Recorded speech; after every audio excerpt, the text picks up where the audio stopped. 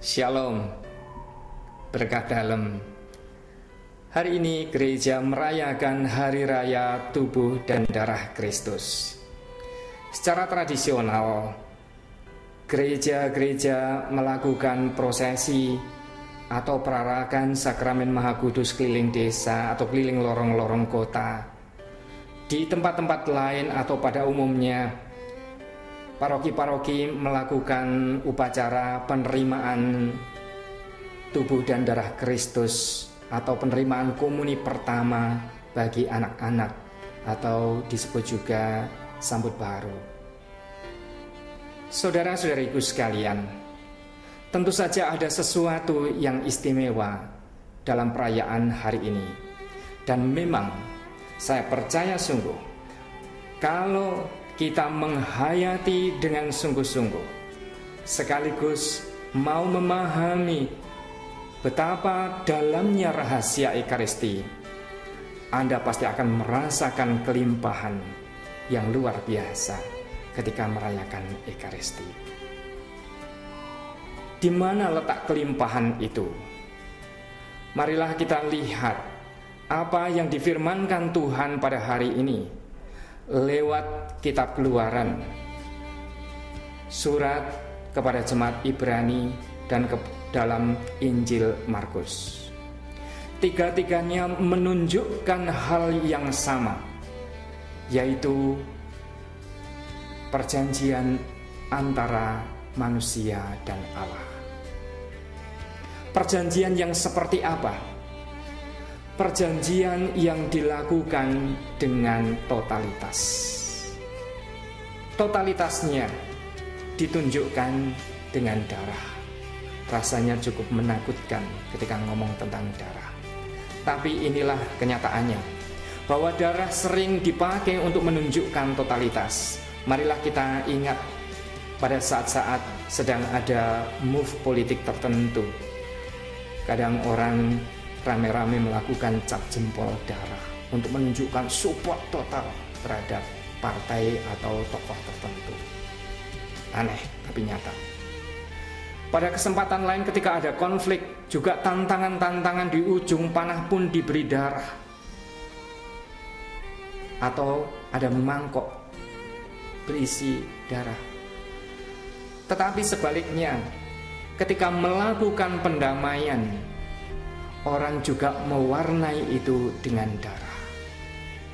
Dari rentetan ketika orang menggunakan darah itu, nuansa yang mau ditunjukkan sama, totalitas. Inilah totalitas perjanjian Allah dan manusia, yaitu ketika manusia menunjukkan kemauannya untuk mendengarkan Tuhan dan tetap setia kepadanya, sekaligus ketika manusia juga dalam iman yang sama bahwa Tuhan akan terus mengasihi mereka sepanjang hidup manusia. Itulah isi dari perjanjian itu, yaitu cinta antara Tuhan dan manusia. Tetapi nuansa yang mau ditunjukkan lebih kuat hari ini adalah totalitas. Tidak heran kalau hari ini kita mendengarkan dalam kitab Keluaran bagaimana Musa menandai umat yang sungguh-sungguh punya kemauan keras untuk mendengarkan Tuhan itu dengan ditulis seperti ini pada kitab Keluaran bab 24 ayat 6. Sesudah itu Musa mengambil sebagian dari darah itu, lalu ditaruhnya ke dalam pasu. Sebagian lagi dari darah itu disiramkannya pada mezbah itu. Saudara-saudariku sekalian, sangat nyata bahwa Musa mau menunjukkan sesuatu yang istimewa ketika manusia mau menunjukkan, aku mau mendengarkan Tuhan. Tetapi pada kesempatan lain, atau lebih tepatnya terutama dalam kitab Perjanjian Baru, tadi kita mendengarkan dari Injil Markus, begitu nyata bagaimana Yesus mengungkapkan dirinya dengan memberikan bukan hal-hal yang sampingan di dalam hidupnya, bukan hartanya, bukan karirnya, bukan tahtanya, bukan teman-temannya, bukan keluarganya, tetapi Tuhan Yesus menandai cinta Allah dengan memberikan dirinya.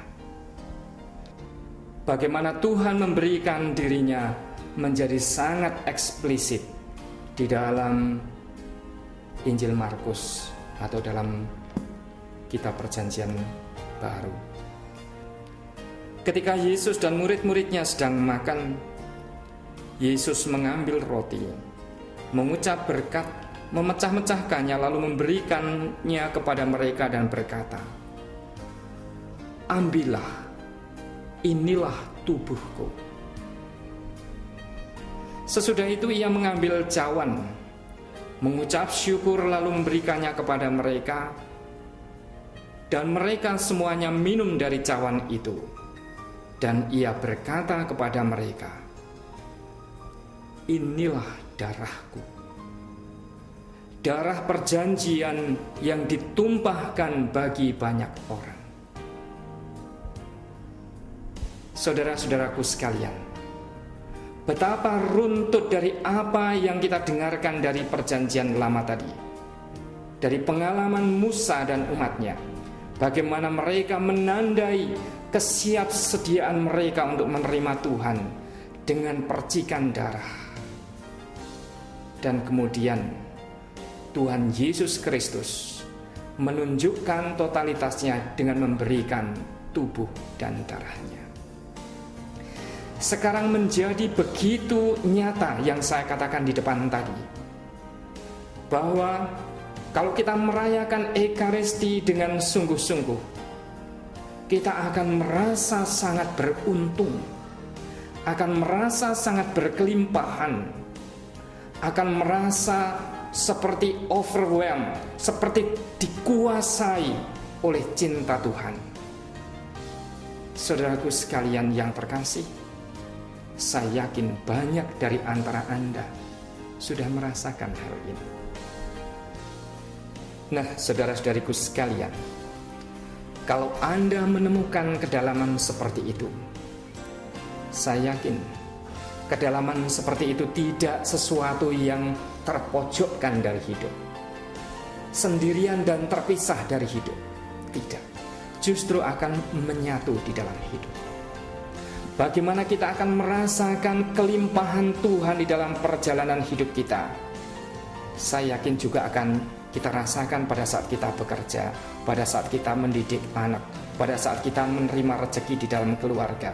Kita pun bisa merasakan hal yang sama dan mengatakan, "Tuhan, terima kasih bahwa cinta-Mu yang total saya rasakan sampai hal yang sederhana ini."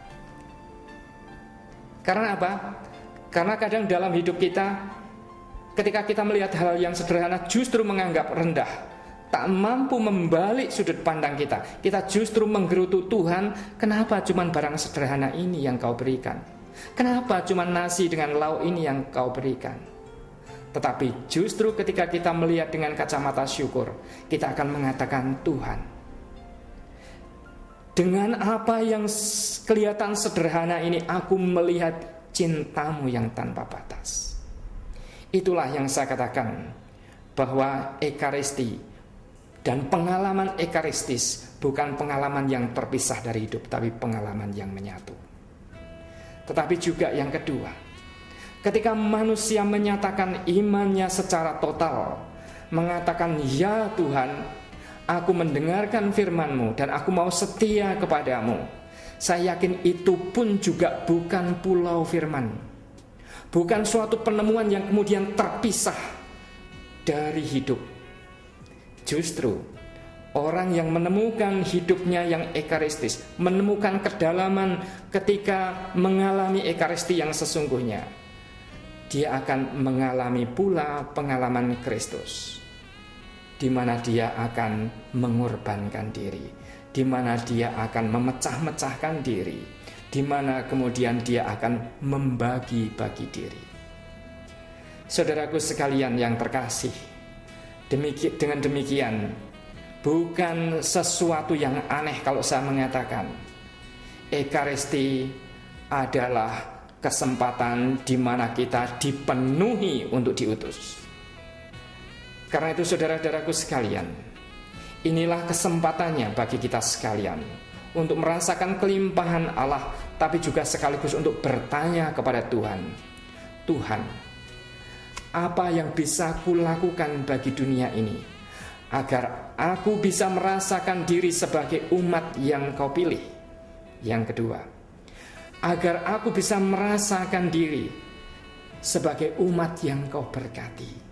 Yang ketiga, agar aku juga bisa merasakan diri sebagai umat yang dipecah-pecah, dibagi-bagi. Dan kemudian bagaimana aku menjadi orang yang dibagi-bagi untuk keselamatan sesama. Saudara-saudariku sekalian yang terkasih, selamat merayakan Hari Raya Tubuh dan Darah Kristus dengan gembira hati, dengan penuh rasa syukur dan komitmen yang kuat untuk menjadi bagian dari karya keselamatan Tuhan di dunia ini. Amin.